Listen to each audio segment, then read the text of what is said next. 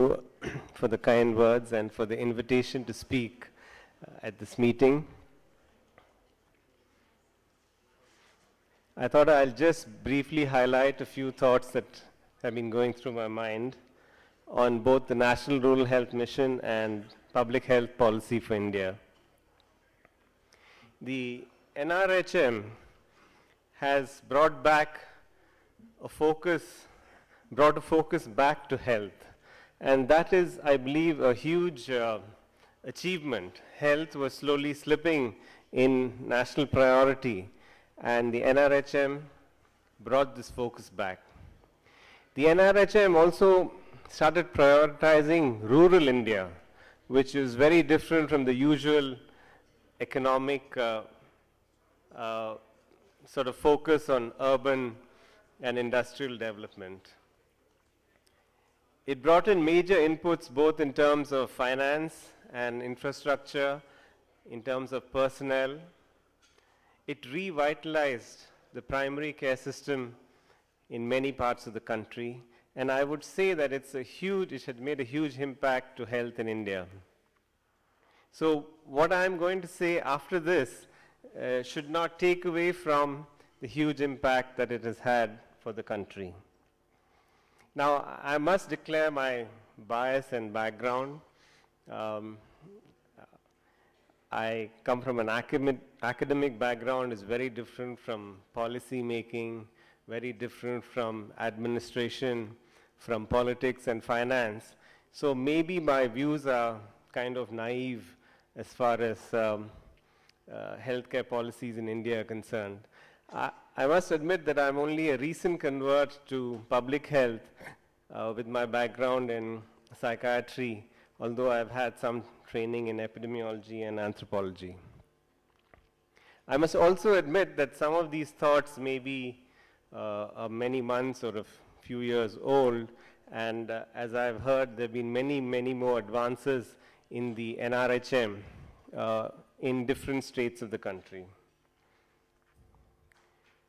So I base my perspectives on having been to two common review missions to Kerala and Andhra Pradesh and been part of the mission steering group and the Central Council of Health.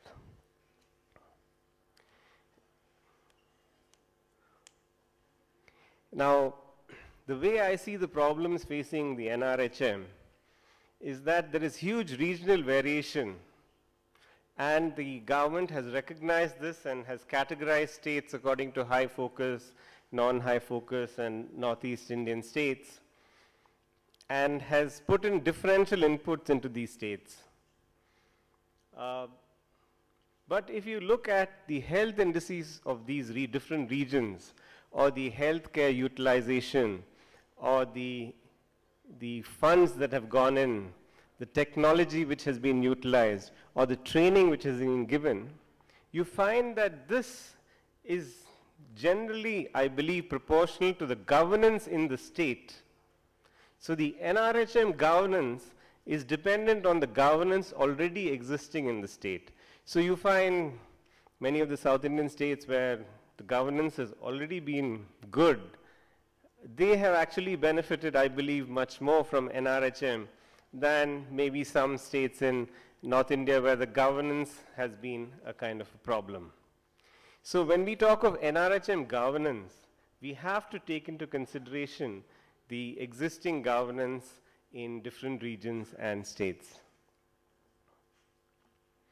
Now, I believe that one of the problems of the NRHM is that the convergence of different efforts which the Government of India is trying, the ICDS scheme, the Rural Employment Guarantee Scheme, and the existing state health service, the convergence and the crosstalk has been limited.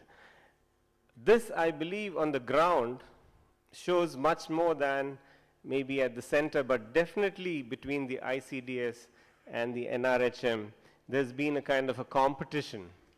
This, I believe, is a problem. Similarly, the Rural Employment Guarantee Scheme, which guarantees employment to rural poor, has not been linked very closely with the NRHM and the ICDS. Now, one of the major issues, I believe, which is a huge problem for the NRHM, is that 5 years on, all indicators of NRHM are process indicators. How much money was spent, how many new buildings were built, how many new personnel trained, how many recruited, what equipment was bought, how many new facilities opened up. But all this is process data. And I must admit that the lack of outcome data, what is the impact on health? We know that it has had an impact on health, but the NRHM doesn't collect such data. For example, the JSY scheme, which has shown hospital deliveries has improved, could easily be improved by knowing what were the problems in maternal and neonatal outcomes. So how long did the woman stay? Was the delivery due to by cesarean section? What was the child's APGAR, or was the child born alive? Simple data like this would really help in targeting the NRHM inputs much more successfully. Similarly, hospital deliveries, without knowing the duration of stay, what monitoring is available, what facilities are available in these hospitals, if we knew these details, they would add to the NRHM strategy. I believe the SRS data and the National Family Health Survey data can be used to see whether the differential inputs and the different inputs that have gone into the NRHM, has it had some impact on the ground? I agree that these data may not be very tightly linked. So even if we don't have NRHM data, which I believe we should have, if we don't have outcome data, some of these other SRS data and the Family Health Survey data should be used to better target NRHM input. I feel the NRHM should have an inbuilt mechanism of correction and targeting for more efficient use of its funds. One of the projects which I see as an observer of the NRHM is that on the ground, when you talk to people, they are still worried that the NRHM is still in its project mode. Will it become a permanent part of funding? Will the states get more? So the state health officials, I'm not sure, I may be wrong, but there is a feeling that it's still in the project mode. It may be withdrawn any time. Now, so we have this parallel health systems, the existing state health systems, and this new scheme, the NRHM, and there is an integration problem, I believe. For example, in Andhra Pradesh, still some time ago, I may be wrong, there were 3 different directorates of health, one for the medical schools, one for the district hospitals, and one for the primary health centers. So there was really no crosstalk. I think there were different secretaries and completely different vertical structures. So there was a lot of, for example, the district hospital, which had facilities for delivery, did not have a blood bank.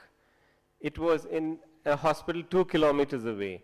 Because of this lack of integration of the NRHM with the existing health system, I believe there is, if we could improve this integration, there would be lots more output and outcomes of this effort. I also believe that the NRHM is spending all its effort on building buildings and infrastructure, and that although there is lots of emphasis on building systems, the system building is lagging behind the infrastructure and personnel recruitment. So I believe there is already a focus in the plan, but the system building is a crucial component which needs to be improved. Now we have a competition between the new platforms of the NRHM and the old programs of state health services. For example, the Village Health and Nutrition Days directly compete with the ICDS child and nutrition schemes. I think there is also some competition between the Anganwadis and the ANMs. And rather than a collaborative effort, this completely new platform may be upstaging the ICDS schemes. Similarly, in Andhra Pradesh, the mobile clinics, the 104 service, has actually meant that the sub-center has lost out. The mobile clinics are very popular, are popular politically, and they've made an impact on the people, but the sub-centers are being let down. The second ANMs is being shifted to the mobile clinic, so basic functions of the sub-center are not being done. So obviously we need to see how this new platform integrates with the old system, and the competition and the contradictions are less. I was listening to this discussion this morning on health insurance. I believe that while definitely the health insurance is a good idea, but I believe that many government facilities are being run down. I know that medical colleges are not offering the kind of services which there is the expertise, there is the equipment, but people are being sent on these insurance schemes to small private hospitals.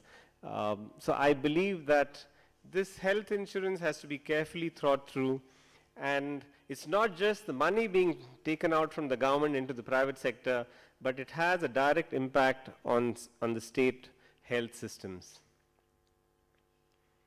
I believe that one of the problems which the NRHM faces is the old ethos of the demoralized health system. There's inertia in the system. There's lack of discipline.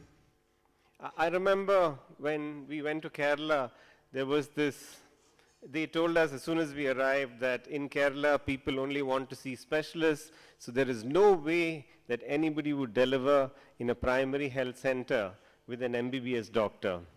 But actually going around the hospitals, we found maybe it was a CHC with gynecologists, DGOs, who were not conducting deliveries. And there were CHCs with good MBBS doctors conducting deliveries. There were patients on the floor. Now you would argue that Kerala people demand their rights, but the hospital was so crowded that there were patients on the floor. There were many other primary health centers. People were demanding that we do not want to travel 50 kilometers for delivery. Why can't they have a 24/7 primary health center opened and a delivery system? So I feel that sometimes such myths about population prevalence are used to cover up problems in existing and old systems. So I remember at a meeting after the Common Review Mission, where all the external members were asked to give comments on what they thought of the system. And I was kind of hesitant, because I really believe that the people running these systems know exactly what the problems are. Maybe they are disempowered, they cannot change the system, but to expect external observers to come once a year and point out and fix lacunae, I believe is unrealistic. We need to build within this NRHM system corrective mechanisms for identifying where the inefficiencies are or targeting specific problems in specific regions. This social group variation is a huge issue in India. If you look at all the 3 waves of the National Family Health Surveys, the scheduled castes and scheduled tribes have much, much poorer health indices. We also know that specific regions have huge, very specific problems, whether it's malaria or filariasis or many conditions which need specific targeting. Although the NRHM does want such targeting, I'm not sure whether on the ground it is actually turned into reality. There is also this issue between theory and practice, between planning and implementation.